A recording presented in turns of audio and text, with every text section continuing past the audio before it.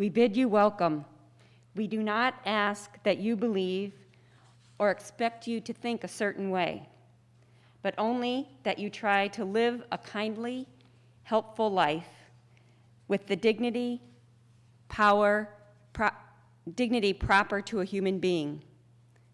Welcome all who believe that religion is wider than any sect and deeper than any set of opinions. Welcome all who might find in our friendship strength and encouragement for daily living.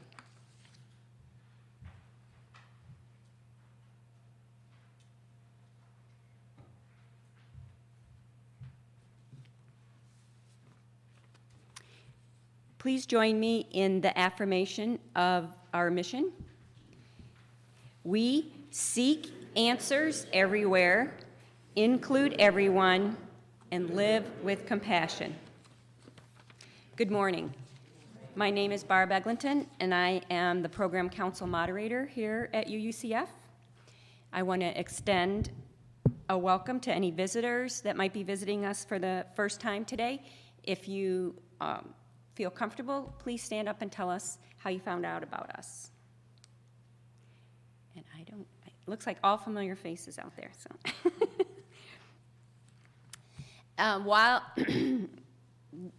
we get, after the service, we are not doing our traditional coffee hour in Adams Hall.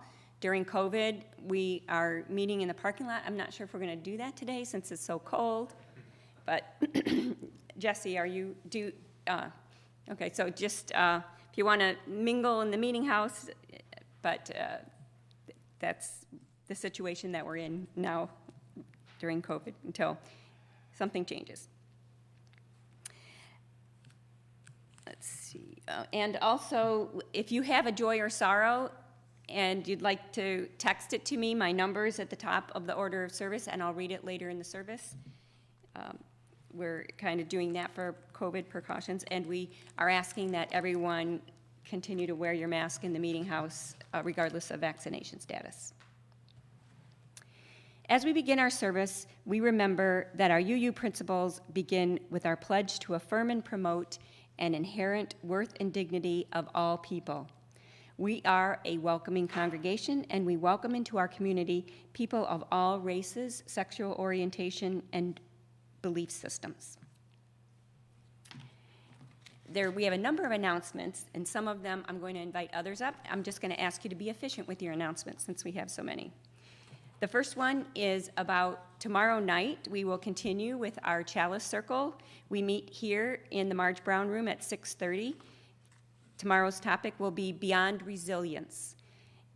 If you want more information, you can see me or George Rourke after the service.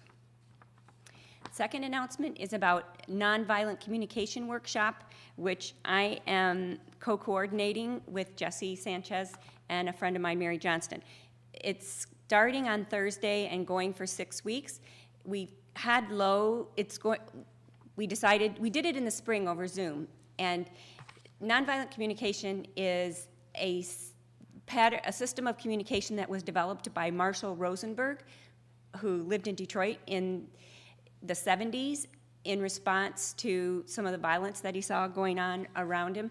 It is life-changing. I learned about it a few years ago and have tried to incorporate it into my life, and it really is a very powerful and incredible thing, but it takes practice. It's not intuitive. So if you are interested in attending and really didn't want to travel to do it in person, we are considering doing a hybrid thing where it's part Zoom, part in person. So see me after the service if you're interested. Next announcement is from Gloria Tweedy. And I will be quick. This is about BUC and SOS. They are they are taking care of 80 children, youth, and adults who are homeless. These people are being sheltered, but they need us to provide for them, and we have done and helped them for years. Some help. One, you can give monetary donations for food, or two, on that Friday, They will be preparing a meal for them at their church, and you can volunteer to do a myriad of things there. I have the information here. You can volunteer. All of this is online. So I'll be in the back. Please see me if you haven't gotten the email blast. Thank you. The next announcement is from Linda Brown.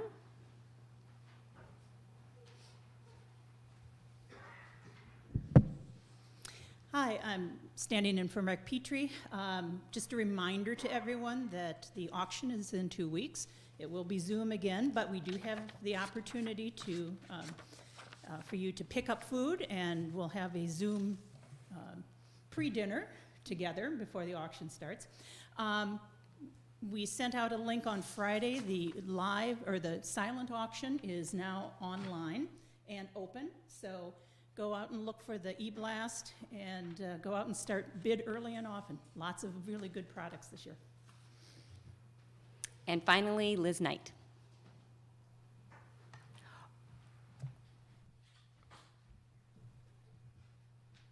Hello.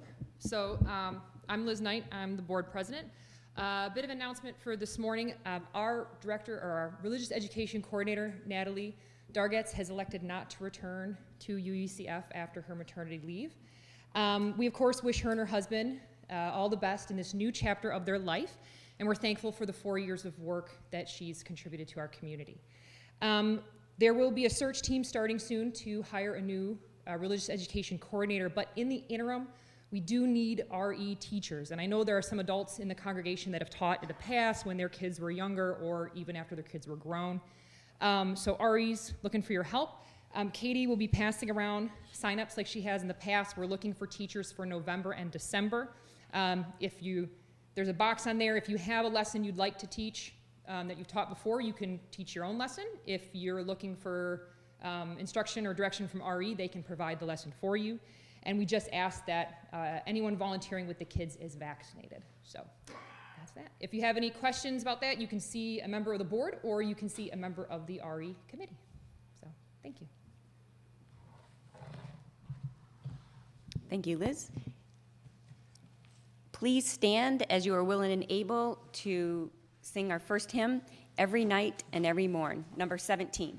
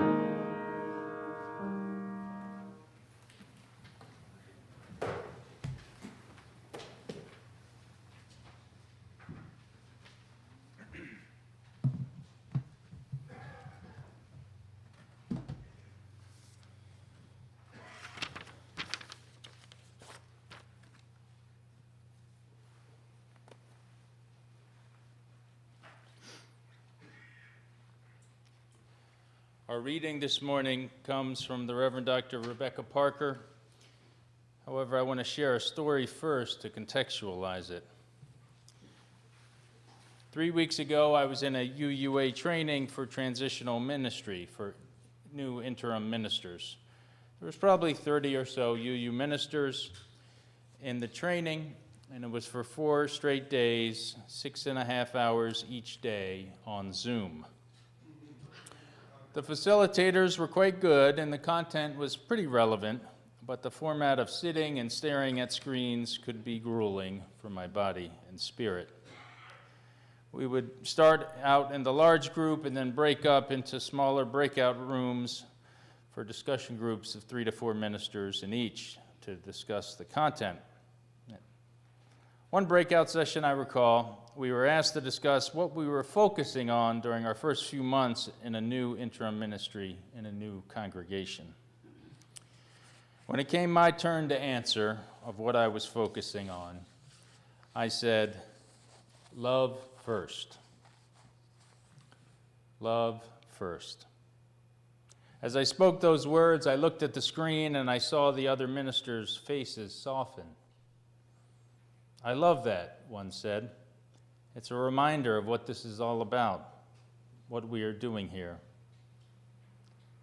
Love first means to me that a congregation knowing that I care for them is foundational to accomplishing just about anything together. They must know that I care about their lives and their spiritual journeys. They must know that we are in this adventure of shared ministry together. When I think about love first, I recall my childhood and all the wonderful UU ministers I had in my young life. Ministers of religious education and senior ministers and associate or assistant ministers. I always felt loved. I always felt that they cared for me, cared about me. It's that feeling I attempt to carry forward into my ministry today, to pay it forward in a sense. I probably can't take credit for it, I said to the other ministers in the Zoom call. I'm sure I heard it from someone during seminary or read it somewhere, but I can't recall at the moment. Fast forward a few weeks, and here I was preparing for this service this morning, and I came across this reading by Rebecca Parker entitled Love First. So that's where I got it from. Reverend Dr. Parker was the first woman to lead an accredited theological school when she was appointed president of Star King School for the Ministry in 1990. Star King is the UU affiliated seminary in Northern California and my alma mater. Reverend Dr. Parker served Star King for 25 years and was a close mentor to me during my ministerial formation and preached my ordination ceremony. This is an excerpt from her book, Blessing the World, What Can Save Us Now? It came out in 2006, and this is entitled Love First. She writes, loving our neighbor implicates us in loving the whole network of life. We cannot turn from our bonds and obligations for and with one another and expect everyone to be okay. We cannot love after the fact and expect love to be able to save life. We must learn again to live with reverence. Reverence is a form of love. Reverence greets all humanity as sacred. It genuflects before the splendor of the grass and the magnificence of the trees. It respects the complexity, beauty, and magnitude of creation. It does not presume to undo its intricate miracles. Reverence for life has to be learned. It is not just a feeling. It is a way of life. Reverence involves full-fledged devotion enacted in deeds of care and responsibility. It involves knowledge, study, and attention. Our task now is to do what we can to advance reverence for life and deepen the promise of love. Let us dedicate ourselves to the thinking, researching, practice, and learning that will bring more love into the world. Let us be a witness for the new science that tells us how connected all life is. Let us work for social policies that embody our responsibility for one another and for the earth. Let us give reverent attention in our worship life and our educational work to knowing and serving the beauty and goodness of life. Let us make love the first, not the last, resort.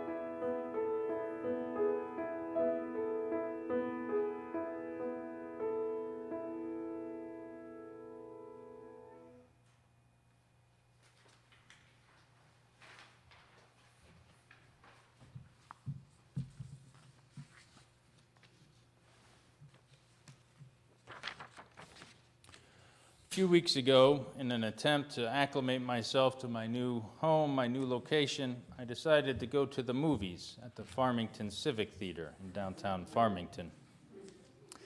So I went to the website to gather information, and you could purchase your tickets in advance on the website, but I thought to myself, nah, I'll just buy the tickets in person when I arrive.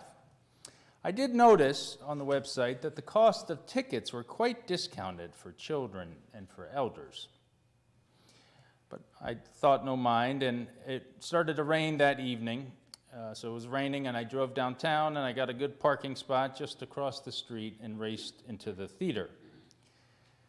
"One ticket for the film starting now, please," I said to the very young man working the ticket counter. He responded, "Okay. Are you over 60?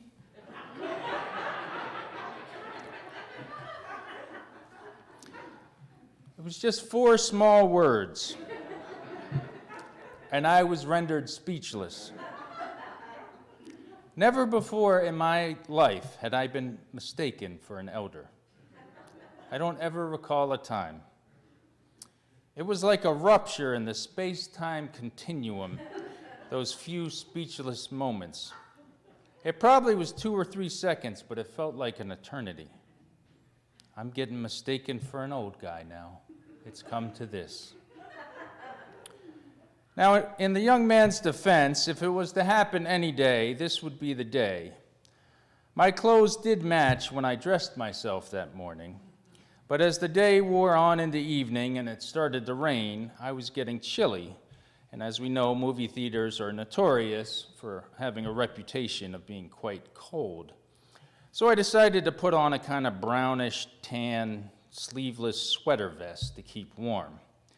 This was reasonable, of course. However, I was wearing gray slacks.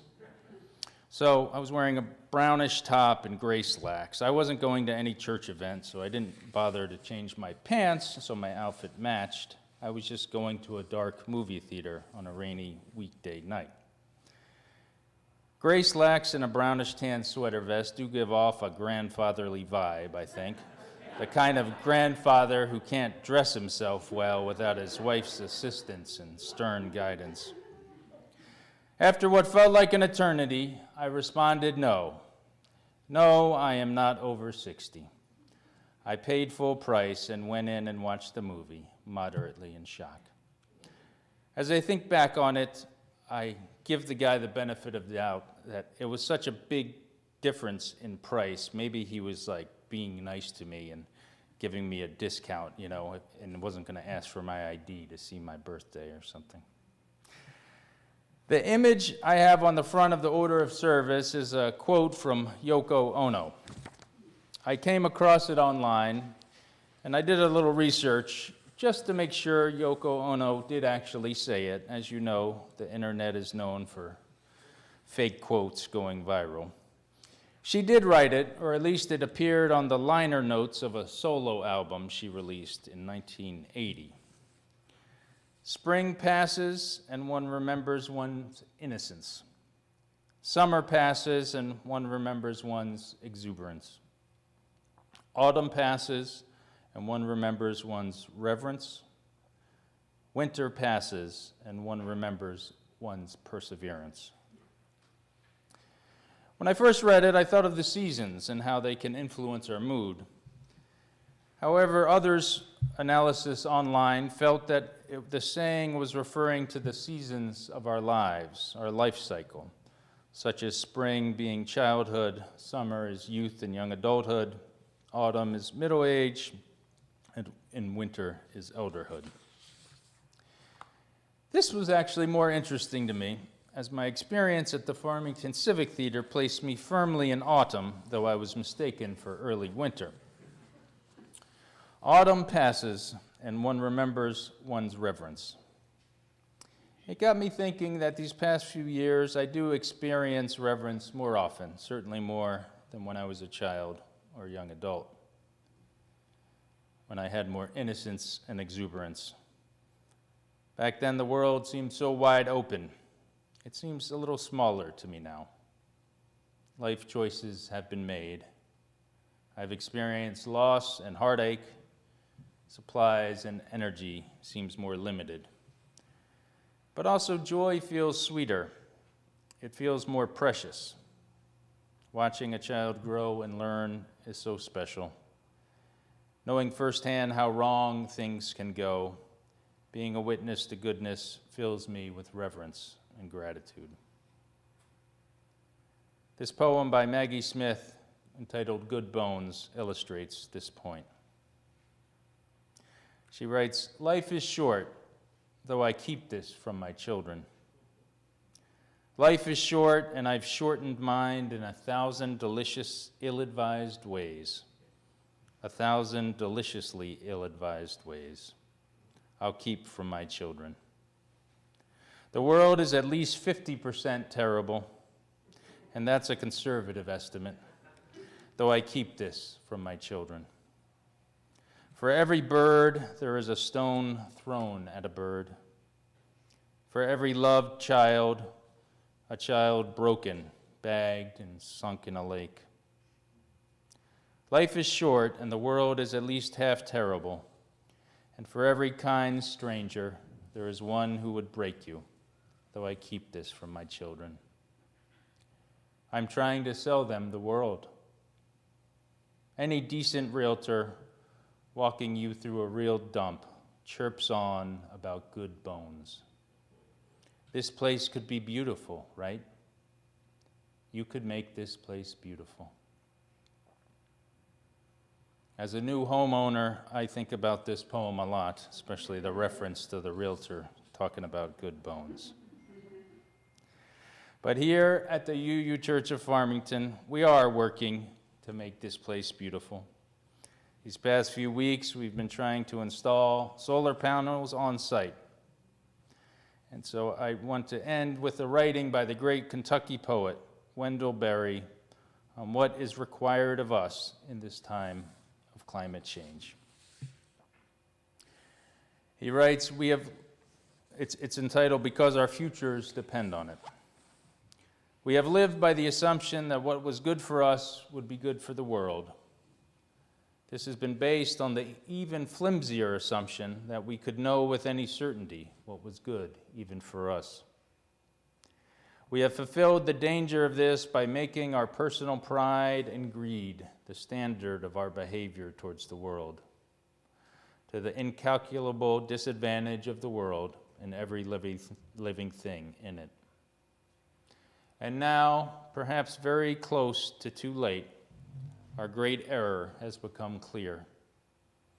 It is not only our own creativity, our capacity for life, that is stifled by our arrogant assumption.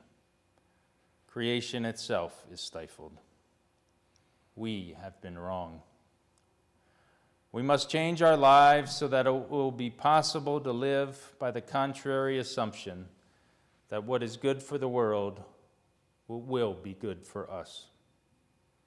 That requires we make the effort to know the world and to learn what is good for it. We must learn to cooperate in its processes and to yield to its limits. But even more important, we must learn to acknowledge that creation is full of mystery. We will never entirely understand it. We must abandon arrogance and stand in awe. We must recover the sense of majesty of creation, the ability to be worshipful in its presence. For I do not doubt that it is only on the condition of humility and reverence before the world that our species will be able to remain in it. I invite you to join with me in a moment of stillness and silence. May we cultivate a condition of humility and reverence within us as we sit before the world.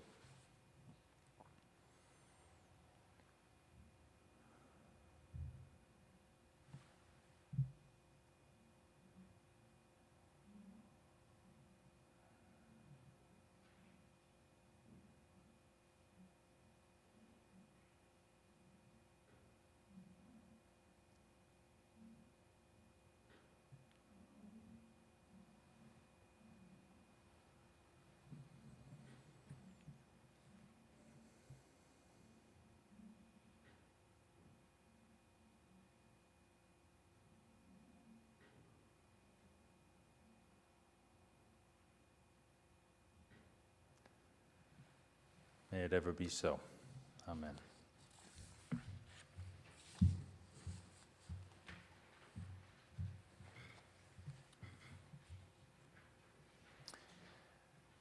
The offering we take each Sunday isn't just a stale habit. It's an opportunity to recommit to this place, to these people. Our offering is an affirmation, a yes. When we give, we say yes to something we value. With our gifts freely given, may we say yes to the values of our religion. May our offering help us practice Universalist Unitarianism within and beyond our congregation as tools to empower our mission. Seek answers everywhere, include everyone, and live with compassion. This This morning's offering will now be gratefully received.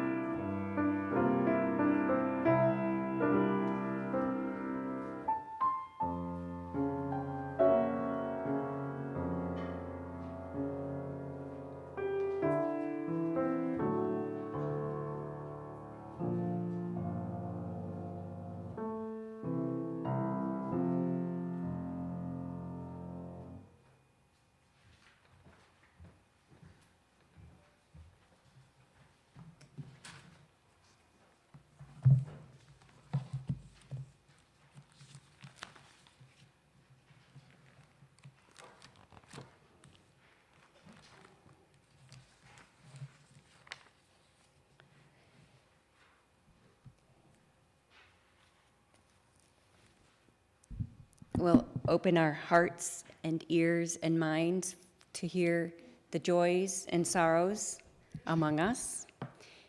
I did not receive any through text, and I failed to mention the blue cards. Are there any blue cards that have been filled out for joys and sorrows?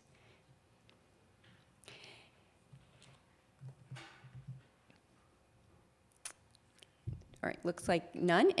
Does anyone have a joy or sorrow they'd like to share this morning? I would just like to say that this past week, we had an executive board meeting, and Reverend Glenn mentioned that Michigan is in the top 10 of infections still for COVID-19, and we are one of the few churches that is meeting in person, and it's because of our vigilance to continue to wear masks and interact appropriately. So congratulations to all of you. Let's keep it up. Right. Next, or we have, oh, yes. Kate, yes, Kathleen.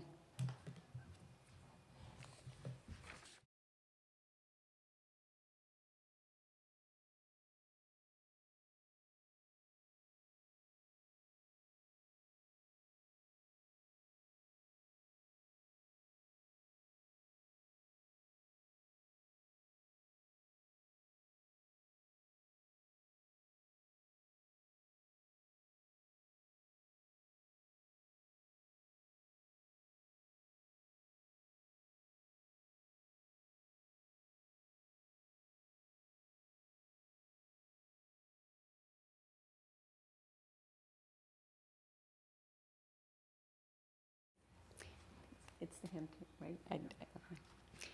All right, stand as you are willing and able for hymn number 1064 in the teal hymnal, Blue Boat Home.